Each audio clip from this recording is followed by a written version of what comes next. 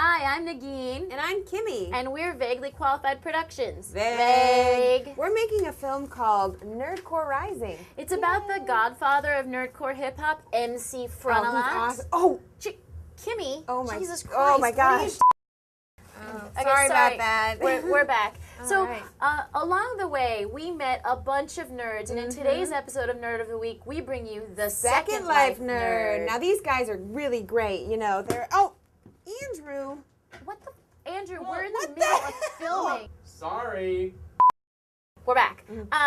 Now, before we get to the Second Life Nerd episode, we wanted to remind you to request our film in your area by giving us your zip code. And you can go to nerdcorerising.com and do that, or myspace.com/nerdcorerising. Nagin, what is that? Is that enriched uranium? Oh my God, I'm sorry. Clearly, that is enriched uranium. Oh my, just because I'm Iranian? Well, are you serious? Nagin,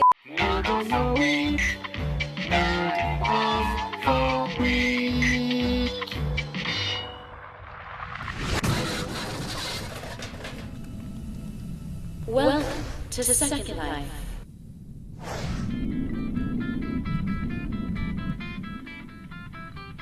Imagine if the internet was like a 3D cartoon and it was like full of lots of people and you could build anything and play and do things with people from all around the world. Second Life is complete freedom. No barriers. The internet doesn't have to be like a lonely, isolating thing. There's no game to it. It is very much like life. You have the ability to do anything you want. It goes all the way from the physical world into these fantasy worlds and kind of everything in between. And to me, you're interacting with people on a much more intimate level. I'm not just like clicking through somebody's MySpace page. You have windows into all these people's lives and they're like right there and you can talk to them and see them.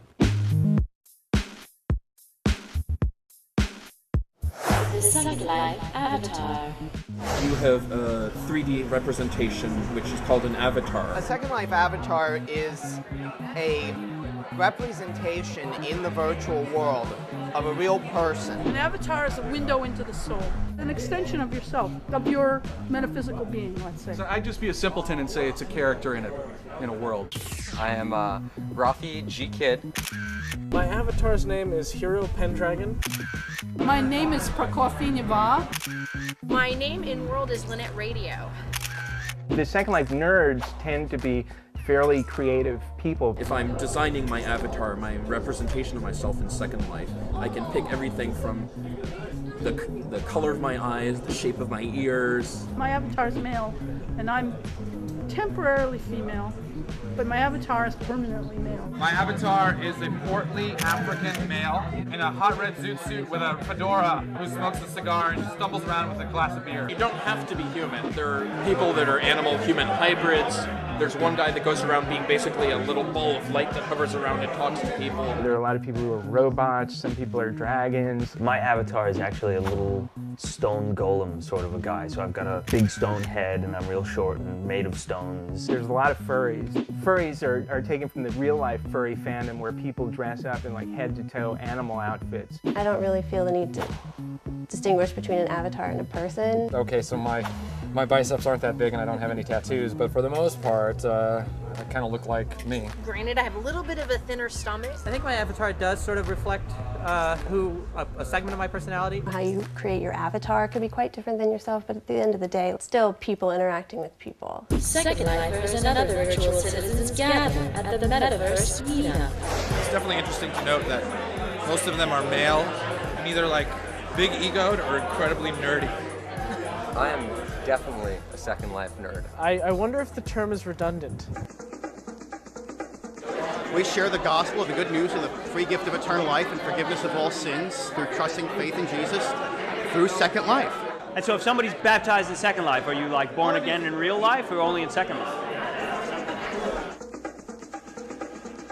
My son makes money off this thing, you know?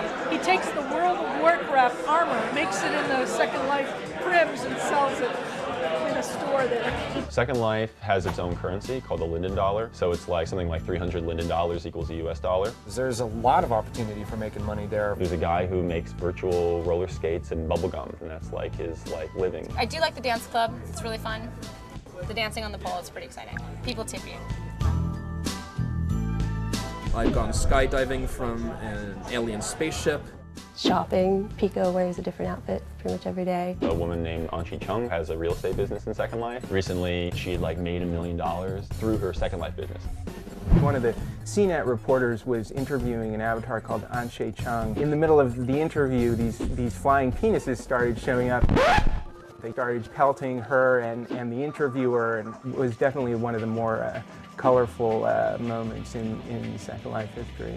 There's a lot of real-world companies that are looking for a presence in Second Life. And that's the big change in Second Life that's happened, is the impact of the corporation. The same issues of globalization still apply. They're still disrupting the labor market. I don't think that we, the avatars, should just be, you know, some little character that signs on. We're people. We have rights. And after the Metaverse meetup party is the after party.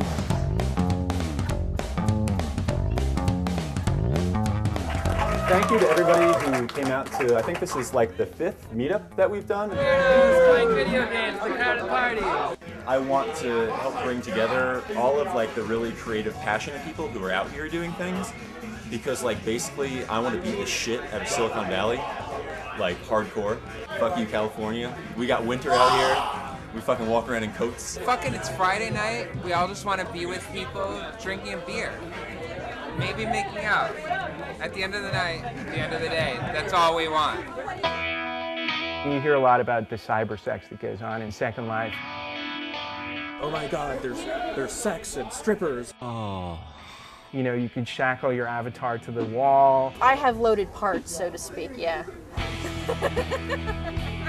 I think it's a good place for people to hook up. There's actually a service, I think it's called something like Avidate. Two avatars are sitting across from each other. You have a host there who after, 4 to 5 minutes will say, okay, switch places, and then all the avatars get up and then they find someone new to talk to. But I've seen people actually meet as avatars and wind up together in real life, which is kind of cool. People just want a nice romantic relationship that happens to be conducted through Second Life. If you haven't gone around and met everybody that you think you should go and meet, that's kind of the point of the meetups, is that we don't do everything online or in the virtual world. We go and we meet in real space and we do things together.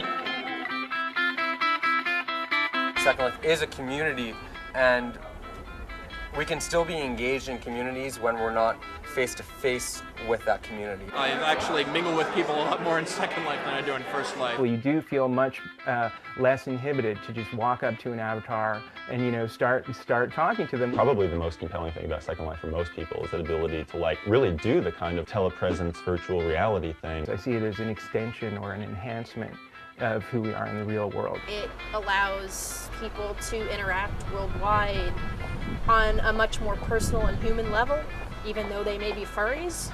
Second Life opens people's minds up to the idea that the Matrix could be real. You can't get judgmental about it. You can't say, oh, they have no lives, they're geeks, they're, losers, whatever. They live in Brooklyn. If someone will like give you a little bit of like attention to like hear what's happening in something like Second Life, then they go, that's freaking interesting.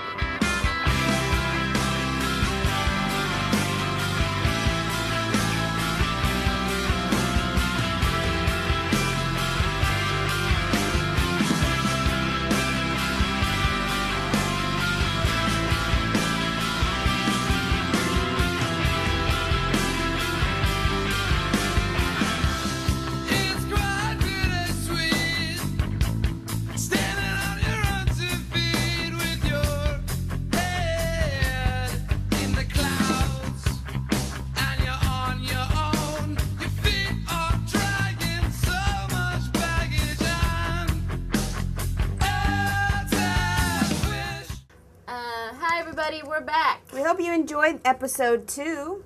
And please tell your friends. Give us your zip code and just, not that this is your problem, but it just so happens that we're a cajillion dollars in debt from the movie. And if you can find it in your heart to donate, please go to our website, nerdcorerising.com. It would be really nice. Oh my God! Oops, sorry. Oh my gosh.